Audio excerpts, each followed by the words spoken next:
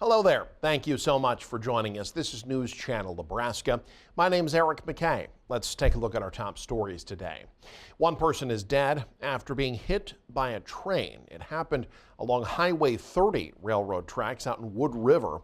The Hall County Sheriff says the body was discovered Sunday morning. No ID yet, but authorities say they did locate a vehicle nearby with out-of-state plates believed to belong to the victim. As we find out more, we'll pass it along to you. Hundreds took to the streets over the weekend to protest recent immigration raids. At least 44 people arrested by federal immigration agents. That continued Sunday, resulting in clashes between law enforcement and protesters. Maribel Gonzalez has more. Tensions are rising in the Los Angeles area. Over the weekend, protesters clashed with federal and local law enforcement agents. Sunday, marking the third day of demonstrations in response to recent immigration raids across California, where dozens of people were arrested as part of the White House's crackdown on unauthorized immigration.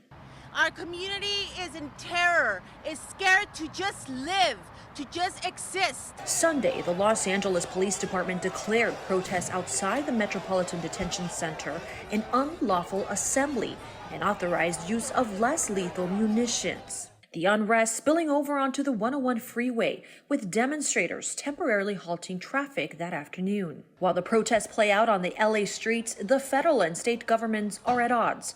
A coalition of 22 Democratic governors condemned President Donald Trump's deployment of 2,000 National Guard, calling the move an alarming abuse of power. But President Trump says it's to help restore order. Both California Governor Gavin Newsom and Los Angeles Mayor Karen Bass are urging peace and denouncing this deployment of troops. What we're seeing in Los Angeles is chaos that is provoked by the administration, and deploying federalized troops is a dangerous escalation. In Los Angeles, I'm Maribel Gonzalez. Authorities in Nebraska asking the public to be on the lookout for an inmate that's gone missing. 36-year-old Dustin DeBusk left the Community Correction Center in Omaha Sunday evening for a religious furlough and didn't come back. State corrections officials say DeBusk is 5'11", 210 pounds, with blonde hair and blue eyes. He's currently serving time for car theft out of Douglas County. Anyone who has any info on DeBusk is asked to contact local law enforcement. A bipartisan effort in Washington seeking to fully staff the National Weather Service with severe weather season in full swing. Hanky Hazelton has more.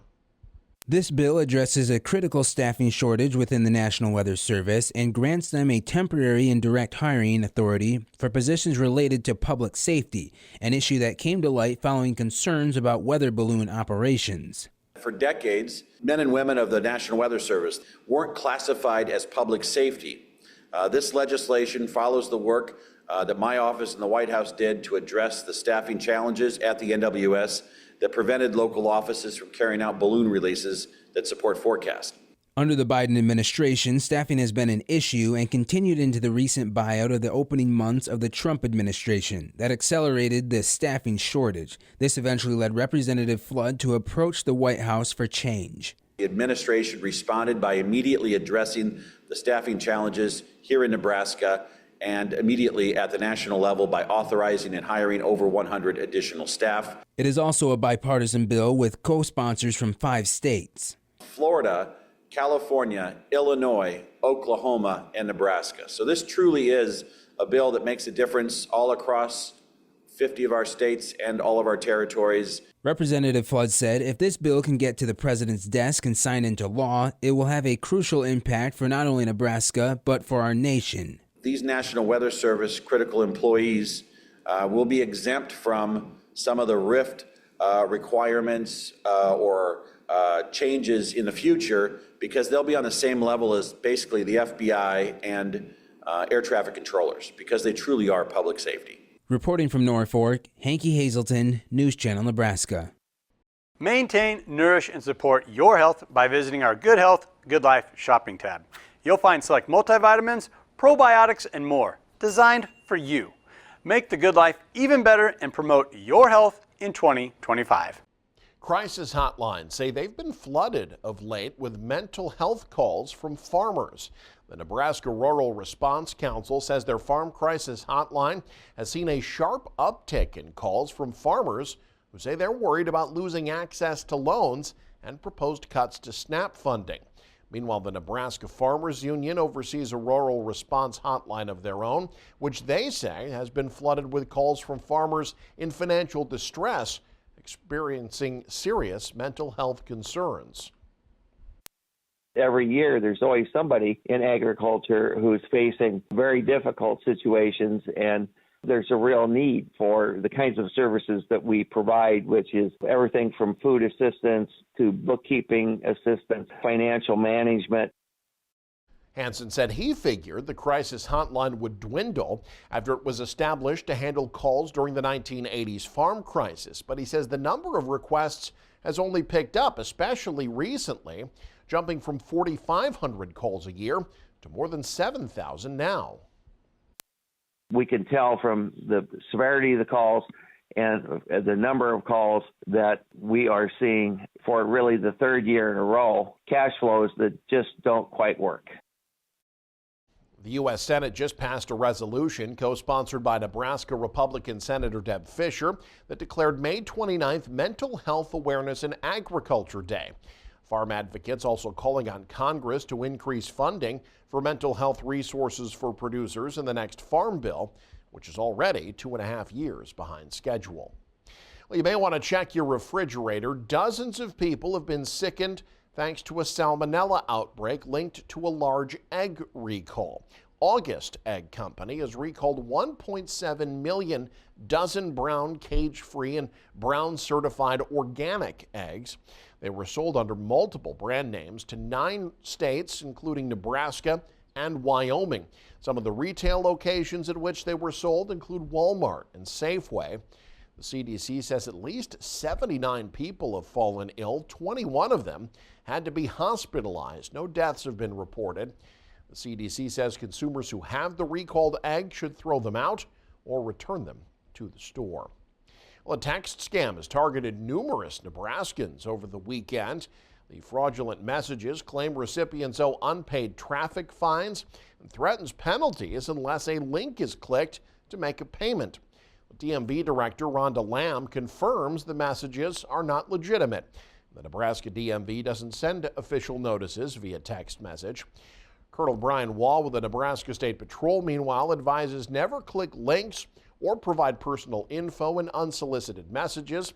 He says to report those messages to local law enforcement. There's additional info about spotting and reporting scams at the Federal Trade Commission website. And finally, part of operating a city is quality of life. Some might say it's a big part. One of the ways a southeast Nebraska community is tackling that is through an upgrade of playgrounds in its parks and neighborhoods. Doug Kennedy has more. The city of Beatrice is using a $955,000 Rural Community Recovery Program grant, a post-COVID program aimed at helping communities make improvements. Froberry Park in South Beatrice and the east area of Chautauqua Park will soon get new playground equipment. City Administrator Tobias Templemeyer said the city sought grant support, knowing that today's playgrounds that comply with federal accessibility law cost much more. Our grant application, we put in $1.5 million worth of projects, and we were awarded $950,000. So obviously you can't do everything. So we're trying to kind of piecemeal together what we can get done there. Trying to explain that to the state has been somewhat difficult. But so ultimately there will be some projects that either just don't get done, or the city will have to chip in some additional funding. Beatrice has several playground sets with more modern plastic features and a sand base that are still usable, but federal disability law standards now require things such as rubber flooring or matting and adequate sidewalk access to the equipment. One of the new playgrounds planned at the east part of Chautauqua Park will replace one of the sand floor playgrounds that was next to a camping area. It had the sand base to it. Over time, you'd see where the flood had kind of washed away because the slide got taller and taller. So that one they took out, and this one now will go up by the tabernacle. That new equipment will be west of the historic Tabernacle structure. Soon to be delivered is new playground equipment for the Sertoma Astro Park in northeast Beatrice, a public-private effort with installation in the coming weeks. A few blocks south, plans are to install another playground in a housing development to be called Heritage Heights, possibly in 2026. Perhaps the prime example of today's modern playground is the Prairie Playground outside the Beatrice YMCA. That matting just got replaced this year, and so that was taken care of already this summer.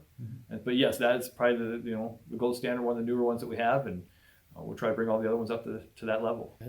People are shocked by how much playgrounds cost. It's not uncommon for a playground to be $250,000 by the time you're buy the machine, buy the equipment, and put the crumb rubber in, and put the sidewalks in, and they're not cheap. Despite that sticker shock, Templemeyer said the benefit is often realized later. The one at Chautauqua Park's $200,000 plus. Then you got all the other parts that have to go into it. But I think as people start to see kids and then grandkids go and play on these, and they realize the joy that brings to your community, I think people start to understand why you have to invest in those types of recreational facilities in their community.